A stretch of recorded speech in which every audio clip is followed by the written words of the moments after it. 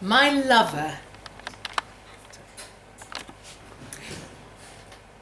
He Brings Me Birds by Cheryl Powell. My lover used to bring me birds. He caught them with his quick claws, pouncing and ripping off their heads with his sharp, feline teeth, their feathery bodies bleeding into the carpet. I felt triumphant, a queen. He just wanted to please me. I love you, he purred, and brushed against my legs, his fur soft as syrup.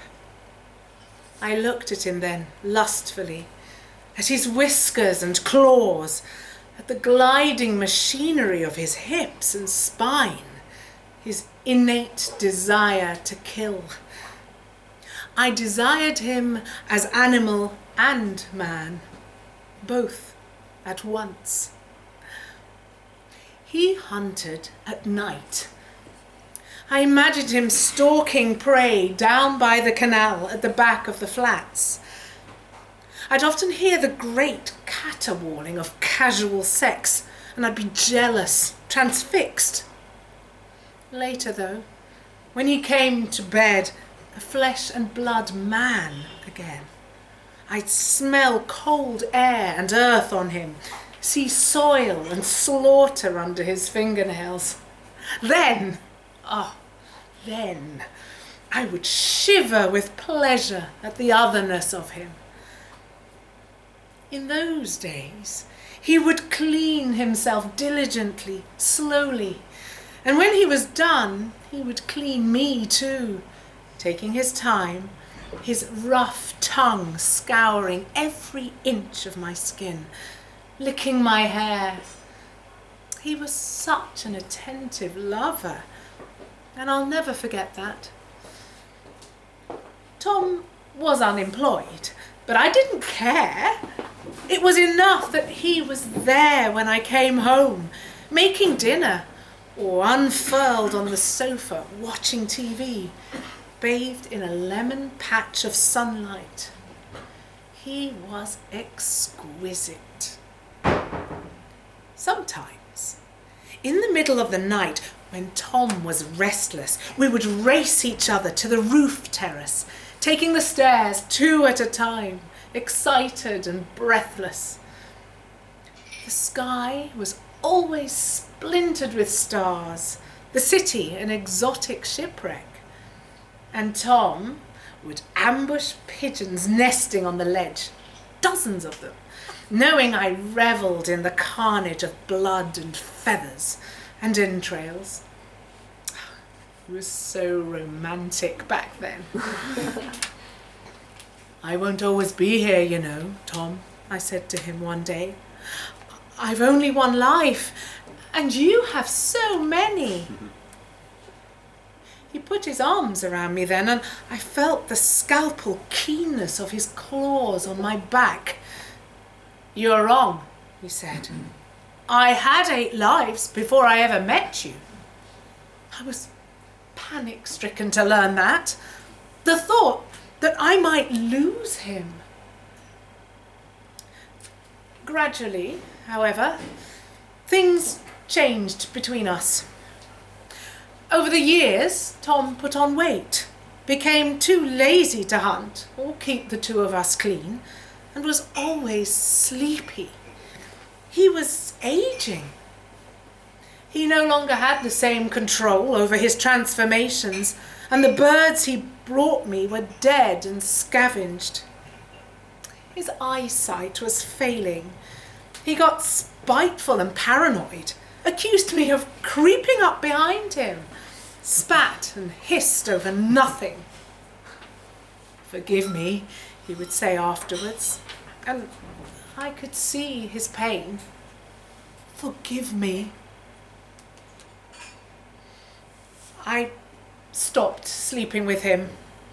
I couldn't trust him not to claw my face in the night or to soil the sheets. Besides, I'd met someone else, someone much younger, feral, a more voracious hunter. "Are you sure you've had all 8 lives?" I asked Tom one day. I so wanted him to start a new life, be like he once was, young, dangerous. He sensed my disappointment. "Are you going to abandon me?" "No, Tom, I could never do that."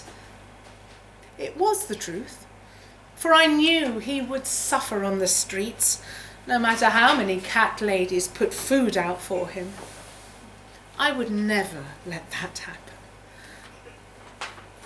One day, Tom lashed out and caught me at the corner of my right eye with his claw, tearing a groove down to my chin that would scar. My sudden movement had unnerved him. I cleaned the wound, dabbed on antiseptic, and said nothing. Tom turned away, contrite, and hid his face in his paws.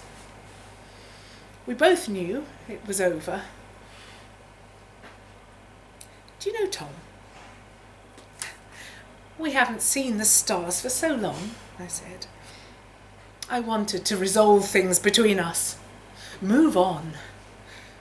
"Or hunted pigeons." I stroked him, tracing my hand from his forehead, over his ears, and down the length of his back. He was molting, great bald patches opening up. But he purred and patted my face gently, like the old days, and I felt regret. "Let's go up to the roof," I said. "I'll carry you." He smiled, pink-tongued, and tried to stretch out the stiffness in his back legs. "And I'll kill pigeons for you." "I'd like that," I said, though I knew he couldn't do it. He was heavy, and I had to take the lift. I stepped out onto the roof, expecting a sky full of jewels, like the old days, but it looked different. Clouds shut out the stars, and the pigeons were gone. I saw the city for what it was, a grimy slough of dark tower blocks and sluggish canals backlit by dirty orange street lamps. But the feral was there, close by, in the shadows. I knew him by the spray of his scent, male and territorial, and the way Tom used to be. "I don't like it here," complained Tom, and squirmed in my arms. "I know, darling, I know." I fussed him between the ears and kissed him, enjoying the needle of his whiskers on my lips. Then, quite suddenly, with all my strength, I hurled him over the side of the building. Tom didn't know it was coming. I watched him fall, flailing, his hurt expression turning to fury, his body growing smaller and more distant, then utterly still, leaking darkness. I waited for a while, anxious. I had to be sure his 9th life was spent. Then I walked away, taking the stairs casually, in my own time, feeling lighter, wondering if the new male that stalked me would be like my darling Tom and bring me birds